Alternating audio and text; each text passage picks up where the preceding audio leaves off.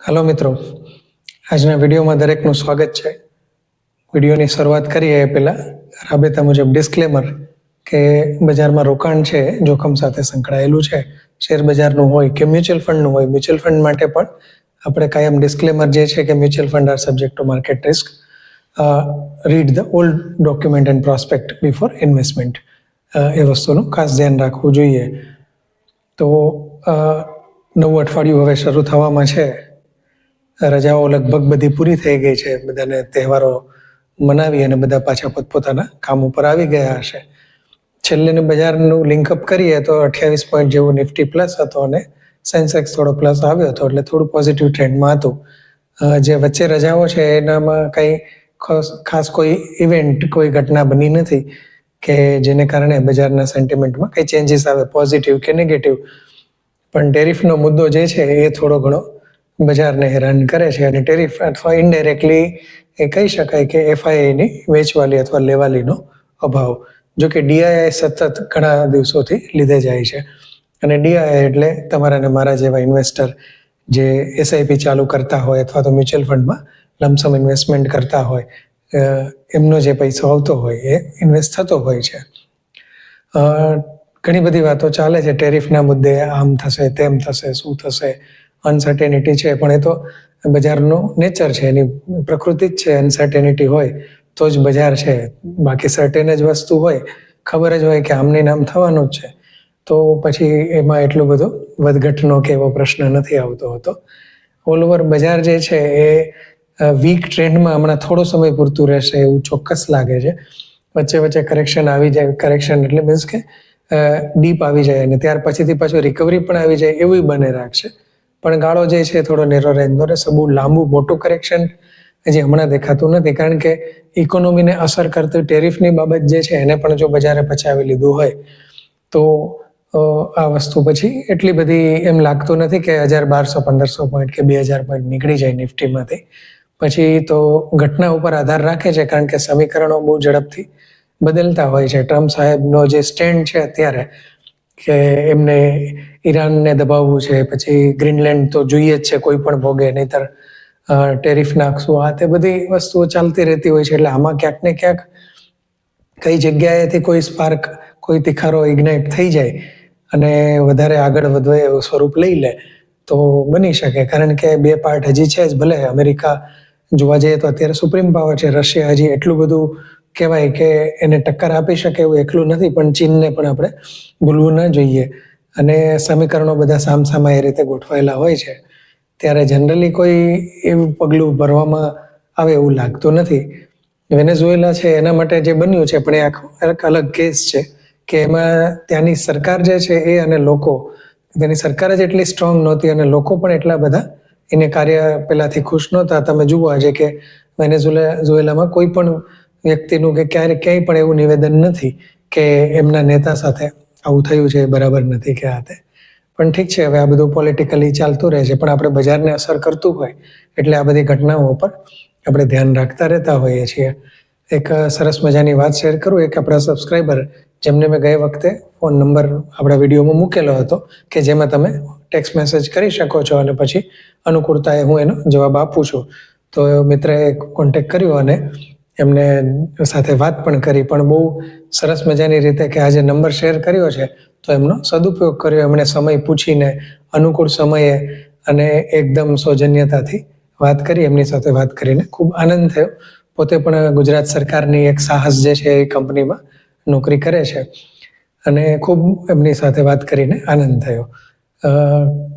ખાસ કરીને આજે કોઈ પણ ક્વેશ્ચન્સ હોય, ભલે શેરને લગતા હોય, કોઈ કંપનીને લગતા હોય, પણ એવા સિમ્પલ ક્વેશ્ચન આવે કે ભાઈ આ સ્ટોકમાં શું લાગે છે, કે આમાં શું કરાય, કે આમાં આમ છે, એને બદલે આખી વાતની જો આપણને ખબર પડે તો થોડું વધારે આપણે અભ્યાસ કરી શકીએ। આપણે કોઈ ટિપ્સ માટે કે કોઈ ભલામણ કે કોઈ સલાહ નથી આપતા કે આમ કરવું જોઈએ, કે પણ એક વ્યૂ પોઈન્ટ આપણે રાખી શકીએ કે કંપની કેવું લાગે છે, એનું શું વર્કિંગ છે, એનો અભ્યાસ જે છે શું કહે છે, એટલું આપણે કરીએ તો તમને કંઈક ને કંઈક રીતે ડિસિઝન લેવામાં મદદરૂપ થતું હોય છે। પછી બીજા એક સબસ્ક્રાઈબર મિત્ર, ખાસ કરીને જે ફર્નિચરનું કામ કરે છે, એમનો એક પ્રશ્ન હતો નવકાર કોર્પોરેશન ઉપરનો, અને એમની કોમેન્ટ હતી, પણ એમને પણ પારેખ ફ્લેક્સી કેપ ફંડ જે છે એના ઉપર વિશ્વાસ બતાવ્યો છે, તો એ એવરગ્રીન થીમ છે જ અને સારું રિટર્ન એ જગ જાહેર છે.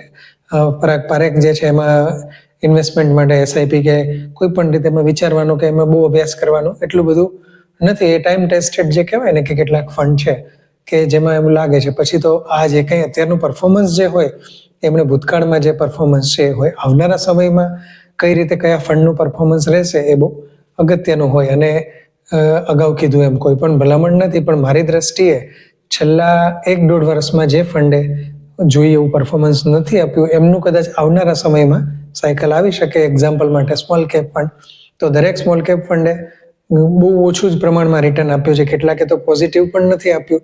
અને સારા એવા સ્મોલ કેપ ફંડ છે કે જેમાં સ્ક્રિપ્ટ પ્રમાણમાં આપણને સારી જોવા મળે છે. તો એનું પણ એક સમયે સાયકલ આવે પછી ભલે એના માટે ધીરજ રાખવી પડે, કદાચ 6 મહિના પછી આવે, વર્ષ દિવસ પછી આવે કે એનાથી પણ થોડો વધારે સમય લાગી શકે. પણ એક સમય જ્યારે બજાર ઓલ ઓવર કહેવાય કે તેજીમાં હોય ત્યારે સ્મોલ કેપ જે છે એનો ગેઇન, એનું જે રિટર્ન જે છે એટલું મળી રહેતું હોય છે કે વચ્ચેનો જે કંઈ સમય હોય કે જનરલી કવર થતો હોય છે. પણ તેમ છતાં મેં ડિસ્ક્લેમર આપ્યું એ રીતે આ એક વ્યૂ પોઈન્ટ છે. હા, તમારે ઇન્વેસ્ટમેન્ટ માટે કે તમે મ્યુચ્યુઅલ ફંડ માટે વિચારતા હો કે એનું કોઈ પણ ગાઈડન્સ જોતું હોય, જરૂરી નથી કે તમે રોકાણ જ કરો કે પણ એને લગતો કોઈ પ્રશ્ન હોય એના માટેની તમારે કોઈ માહિતી જોતી હોય તો ચોક્કસ જે વિડીયોમાં આપણે નંબર આપ્યો છે એના ઉપર તમે ટેક્સ્ટ મેસેજ કરી અને વાત કરી શકો છો અને પછી જોડાઈ શકો છો. તમને અનુકૂળ હોય અને તમે ચાલુ કરવાના જ હોય કોઈ પણ ઇન્વેસ્ટમેન્ટ તો ચોક્કસ એવી આશા રાખીએ કે અમારી કન્સલ્ટન્સી થ્રુ થાય. ત્યાર પછીથી એક પ્રશ્ન જે નવકાર કોર્પોરેશનનો હતો એનો જવાબ લઈ લઈએ કે એમાં શું લાગે છે. તો મેઇનલી બિઝનેસની વાત કરીએ તો કંપની સપ્લાય ચેનની કહી શકાય, જેમાં ટીવીએસ સપ્લાયથી માંડી ડિલિવરી છે, આ બધા એના જેવો બિઝનેસ કહી શકાય. પણ અહીંયા કંપની જે છે ને વધારે પડતો પોર્ટને લગતી સર્વિસીસ આપે છે કે પોર્ટ જે છે એને કાર્ગો હેન્ડલિંગ કહેવાય. પોર્ટ ત્યાંથી કાર્ગોને લઈ જવા માટે વેર હાઉસીસ છે, એ બધી ફેસિલિટી આપતી કંપની છે. અને હમણાં જ થોડા સમય પહેલાં જ એને JSW ગ્રુપે ટેક ઓવર કર્યું છે. ફાઇનાન્શિયલ્સ એટલા બધા સારા નથી, લોસ કરતી કંપની છે. છેલ્લા 24માં પણ લોસ કર્યો હતો અને અત્યારે પણ લોસ હજી ચાલુ છે, થોડો ઓછો થયો છે પણ હજી કંઈ એટલું ટર્નઅરાઉન્ડ નથી જોવા મળતું. ફાઇનાન્શિયલમાં કંઈ એટલું પોઝિટિવ નથી. એક જ પોઝિટિવ વસ્તુ છે એનો કેશ, એની રિઝર્વ, ઇક્વિટીના પ્રમાણમાં કંપનીનું રિઝર્વ ખૂબ સારું છે. કંપની પાસે પૈસા જે કહેવાય કે એ ખૂબ સારા પડ્યા છે અને લગભગ એમણે પહેલાં જે કંઈ કમાણી હશે એમાંથી રિઝર્વ ખૂબ સારો રાખ્યો છે. દેવું થોડું ઘણું છે. આ એકમાત્ર પોઝિટિવ પોઈન્ટ છે કંપનીનો. બાકી અત્યારે કંપનીનો રેવન્યુ ગ્રોથ, પ્રોફિટ ગ્રોથમાં એટલું બધું કોઈ ખાસ વસ્તુ જોવા નથી મળી. એટલે આ રીતે છે, કોઈ ઓપિનિયન એના ઉપર બની શકે એવો નથી. પણ હા, JSW ગ્રુપ છે એટલે પૂરેપૂરા ચાન્સીસ ખરા કે એક સમયે એનું ટર્નઅરાઉન્ડ થાય તો પ્રમાણમાં ખૂબ સારું વળતર મળી શકે. કારણ કે પી રેશિયો પણ મોડરેટ છે, 25નો છે. જો કે આ પ્રકારની કંપનીઓ માટે 25-30 સુધીના જ પી વધુ લઈ શકાય એમાંથી વધારે. કારણ કે એમાંની કોઈ પણ કંપની ખૂબ સારું કરતી હોય એવું નથી. રેવન્યુ ગ્રોથ ઘણી કંપનીઓ નવી હશે તો એનો રેવન્યુ ગ્રોથ ખૂબ સારો હશે, પણ ઠીક કહી શકાય એ રીતની કંપની છે. પણ એક જોને તો એની અંદર ઊભું છે કયું કે JSW ગ્રુપ એન્ટર થયું છે ઓલરેડી. JSW ઇન્ફ્રા છે જેનો મોટો પોર્ટનો બિઝનેસ છે, એ પણ આમાં એને હેલ્પ મળી શકે. એક સિનર્જી ક્રિએટ થાય કે આ બિઝનેસ ઓલા બિઝનેસને કોમ્પ્લિમેન્ટ કરે તો એ રીતે બની શકે કે ભવિષ્ય માટે કદાચ ચાન્સીસ ખરા. પણ અત્યારે ફાઇનાન્શિયલ સપોર્ટ નથી કરતા, પણ એક હોપ કહી શકાય અને ગ્રુપ સારું છે. આ એક એની પોઝિટિવ વસ્તુ કહી શકાય છે. બીજી એક વસ્તુની જે આપણે સ્ટોકની ચર્ચા કરવી છે, એક મિત્રએ કોમેન્ટ કરી છે કે KARI ઇન્ડસ્ટ્રીઝ કે એવું કંઈક લખ્યું છે પણ એ નામથી કંપની નથી આવતી. તો ફરીથી ક્વેશ્ચન્સ લખીને કે કોઈ થોડું ક્લિયર કરશે તો આપણે ચોક્કસ એનો સમાવેશ કરીશું. બીજી એક વાત જે આજે આપણે કરવાની છે, પહેલાં એક આપણે એ સ્ટોકની ચર્ચા કરી હતી. એ સ્ટોક કેમિકલ સેક્ટરમાં છે અને ઘણા સ્પેશિયાલિટી કેમિકલ, ઘણા કોમોડિટીઝ ટાઈપના પણ કેમિકલ બનાવે છે.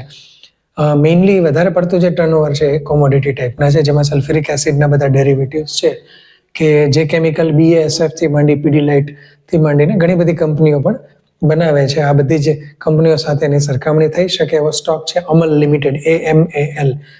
અતુલ ગ્રુપની કંપની છે અને બહુ જૂની કંપની છે. એના વિશેનો ડિટેલ વિડીયો બનાવ્યો છે. પણ આજે ચર્ચા કરવાનું કારણ એ છે કે હમણાં બધા રિવ્યૂ કરતો હતો ત્યારે ભાવ જોયો તો થોડો કરેક્ટ થયેલો છે. આપણે વિડીયો બનાવ્યો હતો ત્યાર પછીથી અપ થયેલો હતો અને લગભગ એમ માની લો કે 15% સુધીનો અપ ગયેલો હતો. પણ પછીથી કરેક્શન્સ અત્યારે થોડું ઘણો ભાવ એનો કરેક્ટ થયો છે, એટલે એનો સ્ટડી કરવાની જાણવાની કોશિશ કરી તો ડિસેમ્બરનું રિઝલ્ટ જે છે કંપનીનું, એમાં રેવન્યુ ગ્રોથ છે, રેવન્યુ તો અપ થઈ છે, પણ પ્રોફિટેબિલિટી ઘટી છે. એમનો પ્રોફિટ માર્જિન કંપનીનો થોડો ઓછો થયો છે, એટલે એક આ કારણ હોઈ શકે. અને બીજું કે બજારનું થોડું સેન્ટિમેન્ટ પણ એ રીતનું છે જ કે બાકીના બધા જ સ્ટોક સાઇડલાઇનમાં છે, ઇન્ડેક્સ આધારિત અને કેટલીક જ સ્ક્રિપ્ટ જે છે ચાલે છે, એટલે આ એક કારણ હોઈ શકે. પણ ઓલ ઓવર કંપની સારી, ગ્રુપ સારું છે અને એટલું મોટું કોઈ પ્રોફિટમાં ધોવાણ કે એવું થયું નથી. અને આમ જોવા જઈએ તો કેમિકલ ઇન્ડસ્ટ્રીઝ માટે અત્યારે કોઈ ખાસ પોઝિટિવ ટ્રેન્ડ એટલો બધો નથી લાગતો, જે હજી આ બધી અનસર્ટેનિટી છે, એટલે એ સમયમાં આ પરફોર્મન્સ છે. અને આમે કોમોડિટી છે કંપનીનો, એટલે પ્રોફિટ માર્જિનમાં ફ્લક્ચ્યુએશન થવાનું છે. જેમ એક સમય હતો કે ટાટા કેમિકલનો સ્ટોક સોડા એશના ભાવ ઉપરથી ઘણો ફ્લક્ચ્યુએટ થતો હતો, બંને થતું હતું. સોડા એશના ભાવ જ્યારે વધ્યા ત્યારે સ્ટોકને ફાયદો પણ થયો હતો અને ઘટ્યા હતા, કરેક્શન્સમાં હતા, ડિમાન્ડ ઓછી હતી, ચાઇનાની સપ્લાય વધારે હતી, ત્યારે કોઈ સ્ટોક એમાં ખાસ કરંટ નહોતો જોવા મળતો.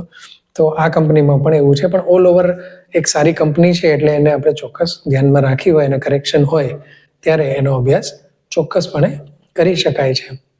મ્યુચ્યુઅલ ફંડ્સની કેટલીક વાત કરવાની છે, જેમાં આપણે બેઝિક છેલ્લે ETF-ની કેટલીક વાત કરી, તો એ રીતે કેટલાક મ્યુચ્યુઅલ ફંડને પરફોર્મન્સની આપણે ચર્ચા કરવાનો વિડીયો હવે ટૂંક સમયમાં આવે છે. તો ફરી એક વખત દરેકને અપીલ છે કે કોઈ પણ મ્યુચ્યુઅલ ફંડને લગતું કે ઇન્સ્યોરન્સને લગતું કામ હોય તો જે નંબર આપણે ગયા વિડીયોમાં આપ્યો છે એના ઉપર તમે ટેક્સ્ટ મેસેજ મોકલી અને કોન્ટેક્ટ કરી શકો છો.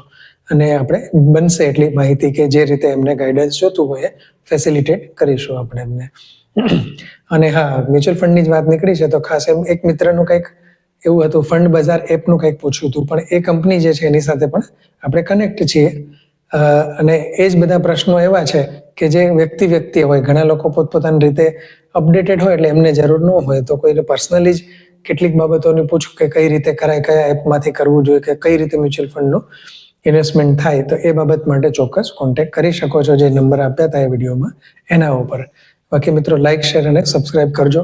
આ વિડીયોમાં ડિસ્કસ કરેલી સ્ક્રિપ્ટ અથવા તો એને લગતી માહિતી કેવી લાગી એ પણ ચોક્કસ જણાવશો.